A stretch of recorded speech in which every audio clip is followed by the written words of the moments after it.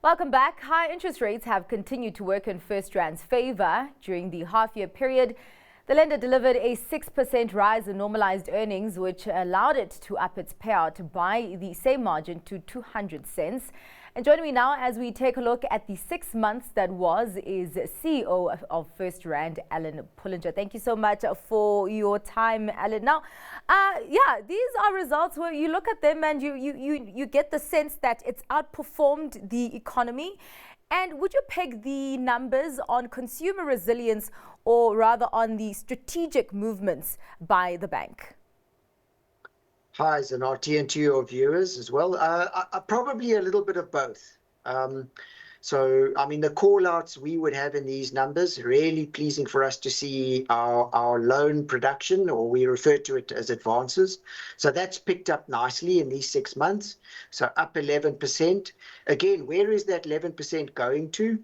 The consumer, as you sort of already hinted, high interest rates are under pressure.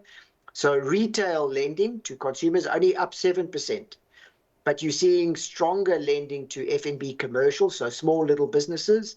And then at the large end, the RMB looks after sort of these large corporate loans, and that's up 14%. So you can see where the growth is really coming from, but very pleasing for us to see those loans recover and a good production. And then what's also pleasing for us is what's happening on the savings side, the deposits.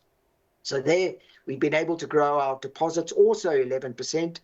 And again, they're a feature which is really good, and you can see that in the results, is where people are choosing better interest earning products. So they're starting to look at 3 months, 6 months, 1 year products where they earn a much better rate. And that's also a big benefit for us. Yes, we pay more for the interest, but the deposit tends to stick with us then. And that's really good for us. So we're pleased to see the loans up, we're pleased to see the deposits up. And then to come to risk, which is your credit story. Yeah. We've really come from a low point.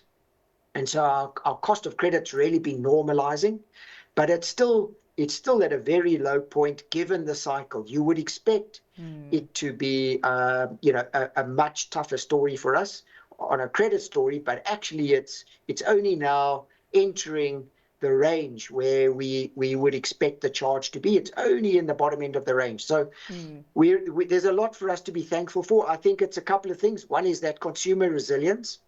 So I think, consumers really have kind of gone out of their way to try and make sure that they can meet the repayments on their loans, or if they can't, they contact the bank early and we can have a discussion and a conversation around that. Yeah. So we don't end up in default.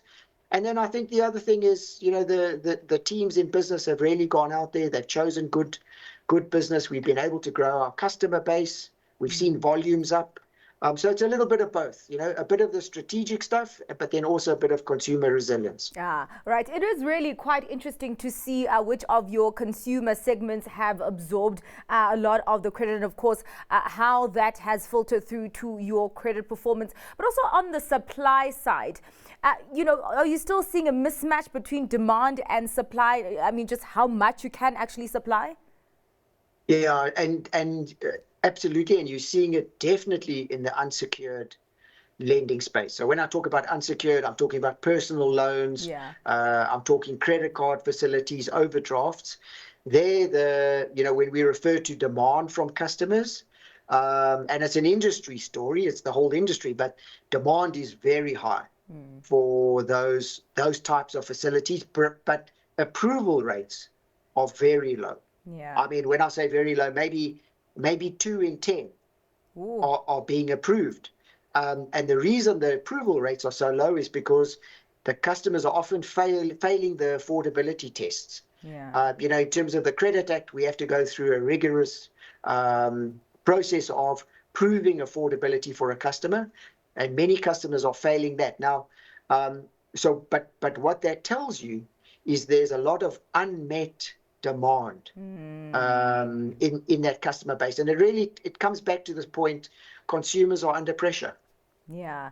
And I mean, listen, I hear actually the story of, there is more upside for demand. And actually, maybe you might start to see that when interest rates come down. Of course, there is this anticipation of relief in the second half of this year. But are there headwinds that you're maybe aware of that could prove to be more difficult to wean off, even when that, tide in interest rates start to turn? Yeah, I think the Reserve Bank is doing absolutely the right thing. I mean, they're keeping a very close eye on this inflation story. And of course, there are pockets of inflation that have really come down nicely. So I think that gives us some comfort that the Reserve Bank can maybe look at cutting interest rates in the second half. But at the same time, every now and again, there's pockets that seem to go the wrong way, if you like. So I know in a week or two's time, we're going to be facing a big increase at the petrol pump again. And petrol prices, I think, are going to go up. So you can see it's a little bit of a mixed bag.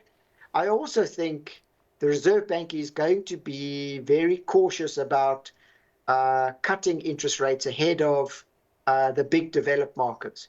So until we see the US Fed and the Bank of England start cutting, I can't see we're going to cut before them. I really can't see that happening. So I think the Reserve Bank is watching closely. I think they want to really make sure that this inflation genie is well put back in the bottle.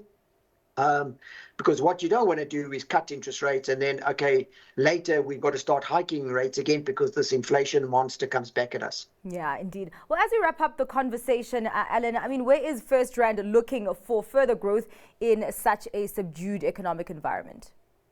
Yeah, we still think there's growth in our domestic market. I mean, this is by far our biggest business. It's our most mature business. And so, as you can see in this period, we are still growing our customer base.